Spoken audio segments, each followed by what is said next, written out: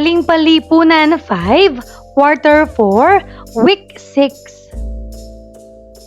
Kilusang propaganda, kanilang misyon at bisyon. Unang bahagi.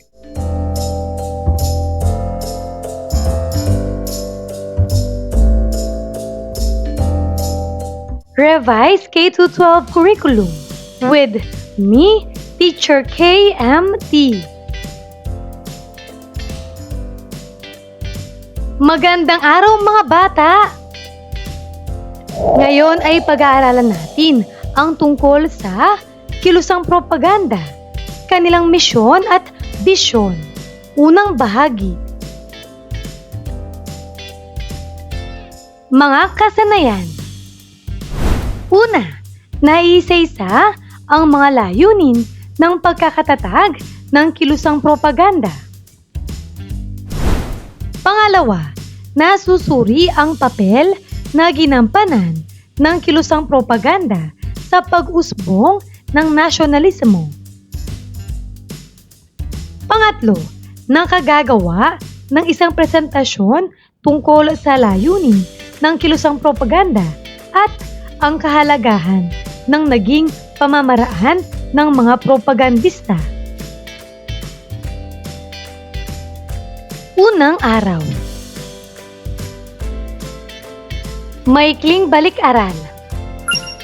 Gawain bilang isa. Word scramble. Para sa unang bilang, ano ang tamang sagot? Martir. Pangalawa, Gomez. Pangatlo, Cavite Unity. Pang-apat, Pag-aalsa. Pang-lima, Burgos. Paglinang sa kahalagahan sa pagkatuto sa aralin. Paano to? Sagutan ang mga sumusunod na gabay na tanong. Una, ano ang kilusang propaganda? Kailan at saan ito itinatag?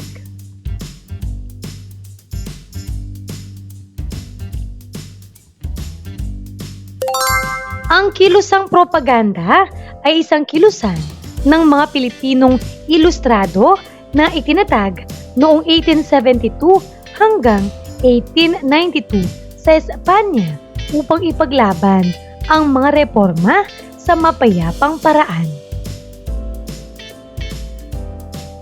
Pangalawa, sino ang mga pangunahing lider ng kilusang propaganda? Ano ang kanilang mga kontribusyon sa kilusan? Ang mga pangunahing lider ng kilusang propaganda ay sina Jose Rizal, Marcelo H. Del Pilar at Graciano Lopez Jaena na nag-ambag sa pamamagitan ng kanilang mga akda, pahayagan at talumpati.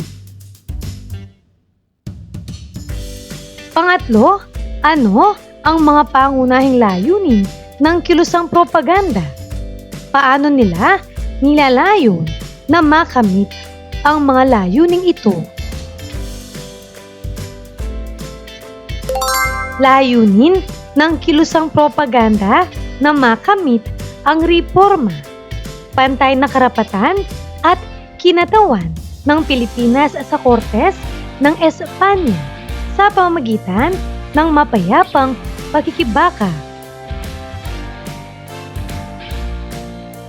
Pang-apat, anong mga pamamaraan ang ginamit ng kilusang propaganda upang itaguyod ang kanilang mga layunin?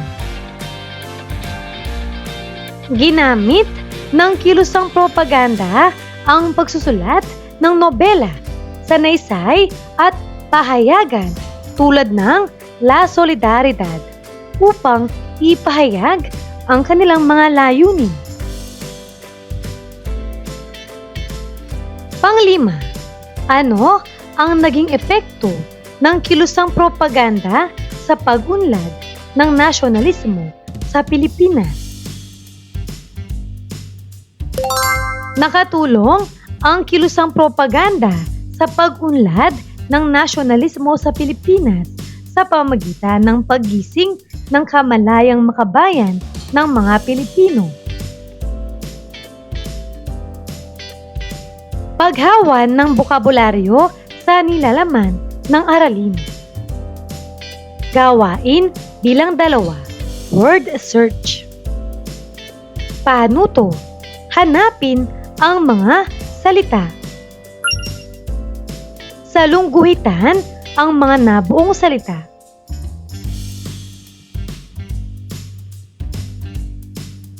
Sagutin na natin. Una, nasyonalista. Pangalawa, kamalayan. Pangatlo, kilusan. Pang-apat, propaganda. At pang-5, ilustrado.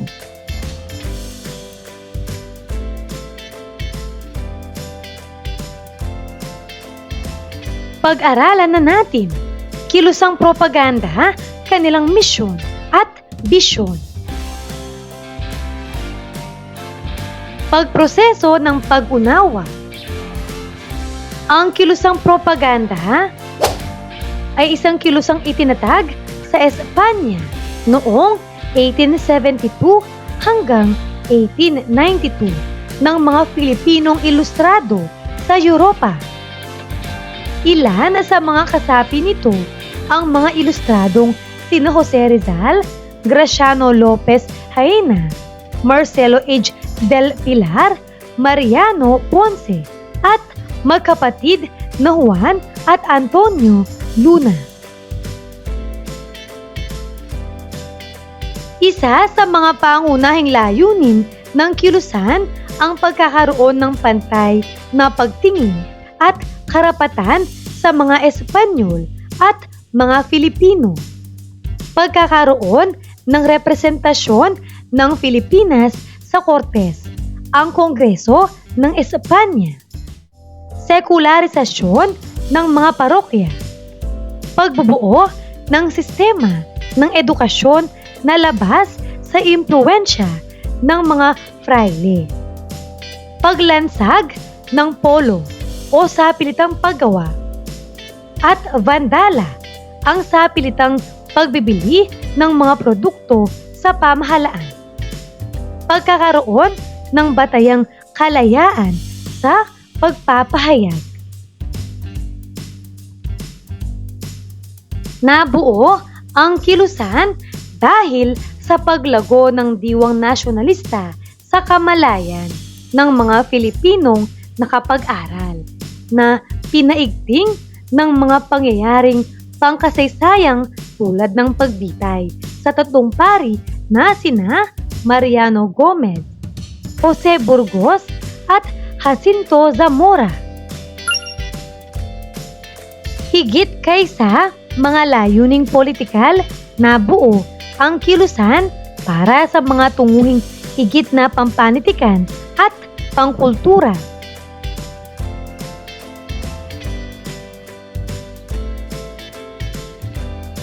Naglabas sila ng pahayagang La Solidaridad na unang inilimbag sa Barcelona noong 15 araw ng Pebrero taong 1889. Unang editor nito si Graciano Lopez Jaena at pinalinhan ni M.H. del Pilar.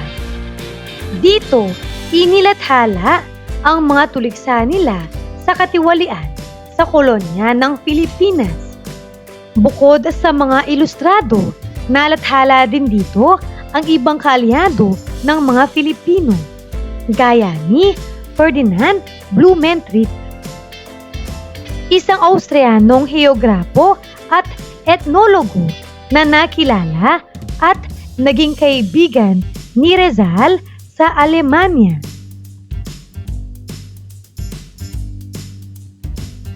Espanyol ang wika ng dyaryo dahil higit na target na mambabasa ng mga propagandista ang mga taga-Espanya at upang maimulat ang mga ito sa mga abuso at korupsyong nagaganap sa Pilipinas. Palihim na iniluluwas sa bansa mula sa Europa ang mga isyu ng pahayagan at palihim ding binabasa ng mga edukadong kababayan ng mga propagandista. Lumabas ang huling isyu ng pahayagan noong 1895. Samantala, nanamlay at tuluyang namatay ang kilusan matapos ang pagkakahuli kay Rizal. At nang mabuwag ang La Liga Pilipina.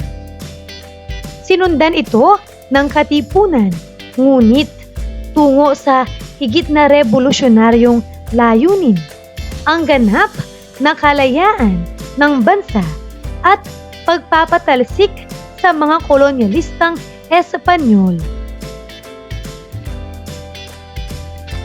Ang kilusang reforma.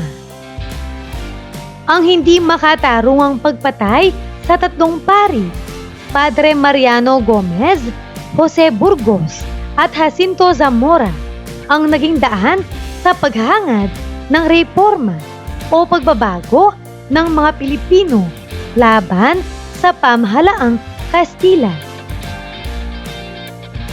Ilustrado ang pagtatag ng mga samahan na nangangampanya ng reforma sa pagpapatakbo ng pamahalaan. Ang kilusang propaganda. Ito ay isang samahang itinatag ng mga liberal na Pilipino upang matamo ang pagbabago sa mapayapang pamamaraan. Ang pangunahing adhikain ay mapangalagaan ang karapatan ng mga Pilipino at ang paghiling ng asimilasyon sa pamahalaang Kastila. Ito ay upang maranasan ng mga Pilipino ang mga karapatang bilang mamamayang Kastila. Kung susuriin, ang hinihiling lamang ng mga propagandista ay pagbabago at hindi ganap na pansasarili sa bansa.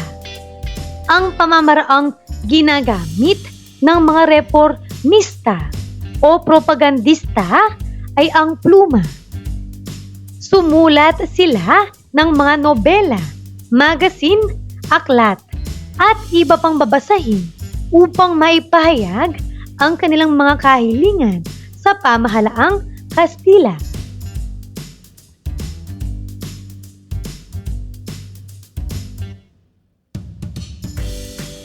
Layunin ng kilusang propaganda. Pagkakapantay-pantay ng mga Pilipino at Kastila.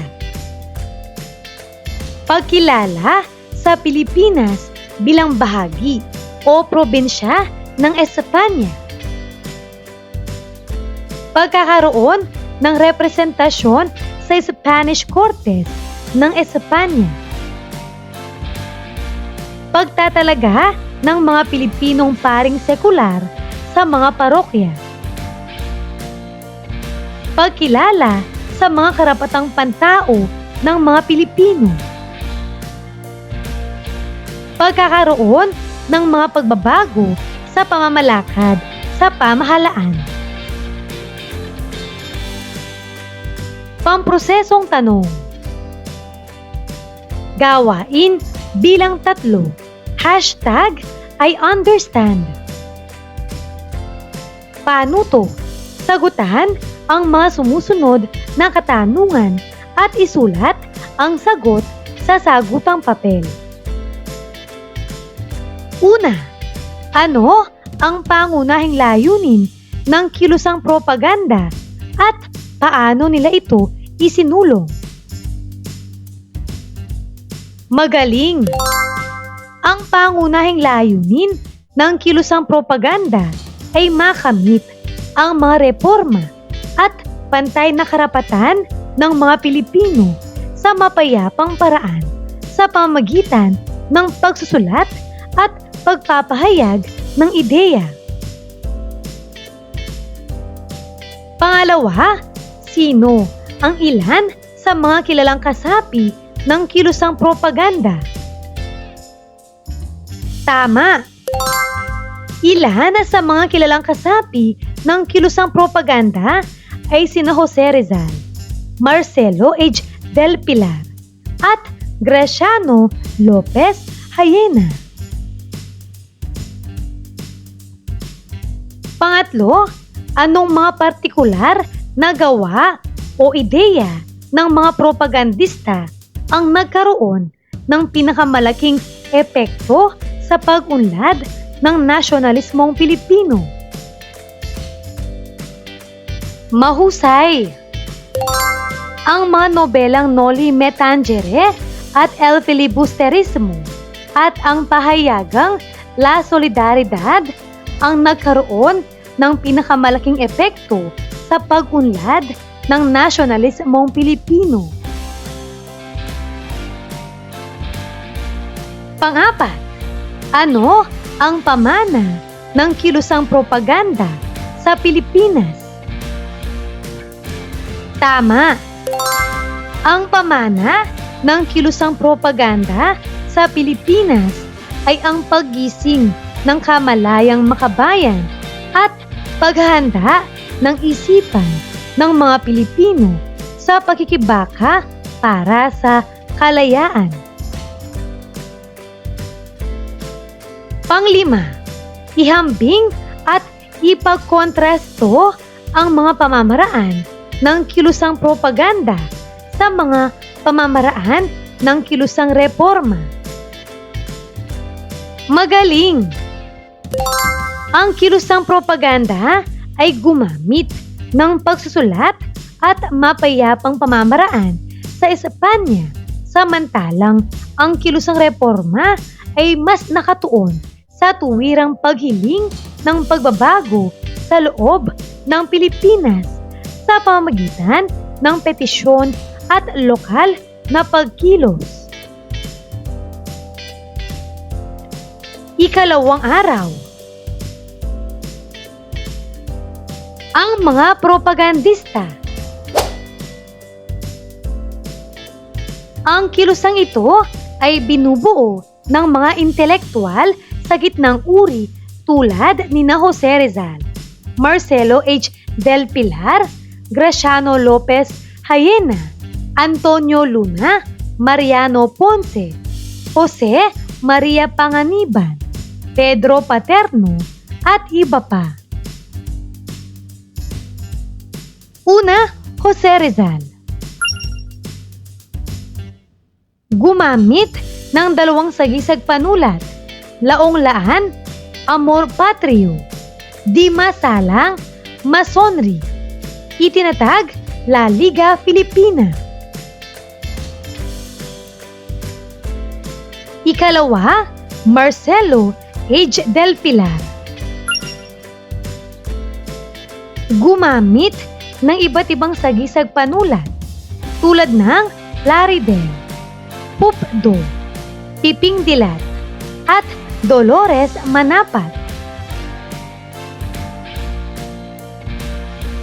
Ikatlo, Graciano Lopez Hayena. Kinilalang manunulat at mananalumpati sa gintong panahon ng panitikan at pananalumpati. Itinatag niya ang kauna-unahang magazine, ang La Solidaridad, na naging opisyal na bibig ng Association Hispano-Filipina. Ikaapat, Antonio Luna. isang parmasyotikong dinakip at ipinatapon ng mga Kastila sa Espanya. Sumanib sa kilusang propaganda. Ang paksa ng kanyang mga isinusulat ay nauukol sa mga kaugaliang Pilipino at ang iba'y tumutuligsa sa pamamalakad ng mga Kastila. Ginamit niyang sagisag panulat ay taga-Ilog. Ikalima, Mariano Ponce. Naging tagapamahalang patnugot, mananalambuhay at mananaliksik ng kilusang propaganda. Mga sagisag panulat na ginamit, Tikbalang, Kalipulako at Naning. Tungkol sa kahalagahan ng edukasyon ang karaniwang paksa ng kanyang mga sanaysay. Inilahad din niya ang pang-aapi ng mga banyaga at ang karaingan ng bayan. Ika-6, Padre Paterno. Isang iskolar, dramaturgo, mananaliksik at nobelista sa kilusang propaganda. Sumapi sa kapatiran ng mga Mason at sa Association Hispano-Filipino. Unang manunulat na nakalaya sa sensura sa panitikan sa mga huling araw ng pananakop ng Kastila. Ika-7, Jose Maria Panganiban. Itinago ang tunay na pangalan sa ilalim ng sagisag na Jomapa. Kilala sa pagkakaroon ng memorya photographica. Ika-8, Pascual Poblete. Kabilang siya sa dalawang panahon ng panitikang Pilipino, Kastila at Amerikano. Mamamahayag, makata, mandudula, nobelista, at mananalaysay. Itinatag niya at pinamatnugutan ang pahayagang El Resumen. Sa panahon ng Amerikano, itinatag niya ang pahayagang El Grito del Pueblo at ang Tinig ng Bayan. Siya ang kauna-unahang Pilipino na nagsalin sa Pilipino ng Noli Me Tangere ni Jose Rizal. Kinilalang ama ng pahayagang Tagalog. Pinatnubayang pagsasanay. Gawain bilang 4. #IWrite. Panuto. Sumulat ng isang sanaysay na tumatalakay sa pamamaraan ng mga propagandista. Ipaliwanag kung paano ginamit ng mga propagandista ang kanilang mga talento at kakayahan upang makamit ang kanilang mga layunin. Ika-3 araw. Paglalapat at pag-uugnay. Gagabayin ka ng iyong guro para sa gawain na ito.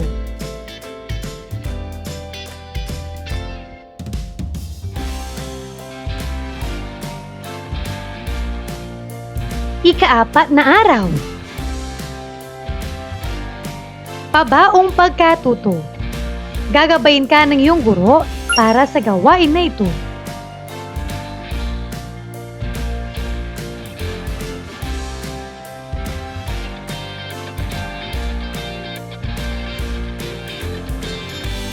Pagsusulit. Panuto. Suriin ang pangusap kung ito ay tama o mali. Isulat ang salitang tama kung ito ay wasto. Isulat naman ang salitang mali kung ito ay hindi wasto. Una, magkaroon ng pantay na karapatan ang mga Pilipino at Kastila ang pangunahing layunin ng kilusang propaganda? Tama o mali? Tama. Pangalawa, itinatag ang kilusang propaganda sa Maynila. Tama o mali? Mali. Pangatlo, naging matagumpay ang kilusang propaganda. Tama o mali? Mali. Pang-apat, ang kilusang propaganda ay nagpalakas ng damdaming nasyonalismo ng mga Pilipino. Tama o mali? Tama. Panglima, si Marcelo H. Del Pilar ay isa sa mga propagandista. Tama o mali? Tama. Enumerasyon. Para sa pang-anim hanggang pang-sampu, isulat ang mga layunin ng kilusang propaganda. Narito ang mga sagot. Pagkakapantay-pantay ng mga Pilipino at Kastila. Pagkilala sa Pilipinas bilang bahagi o probinsya ng Espanya. Pagkakaroon ng representasyon sa Spanish Cortes ng Espanya.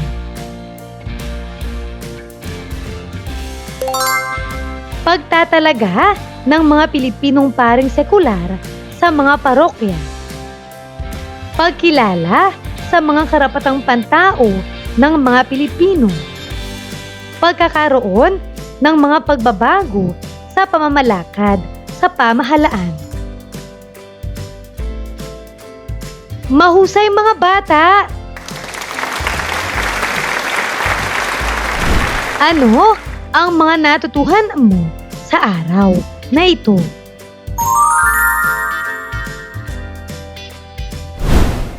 Ngayong araw na ito, natutuhan ko ang tungkol sa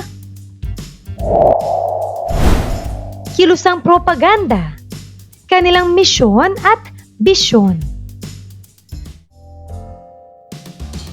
Maraming salamat sa pakikinig mga bata. Sana ay may natutuhan kayo. Huwag mong kalimutan, pindutin ang like, share at subscribe.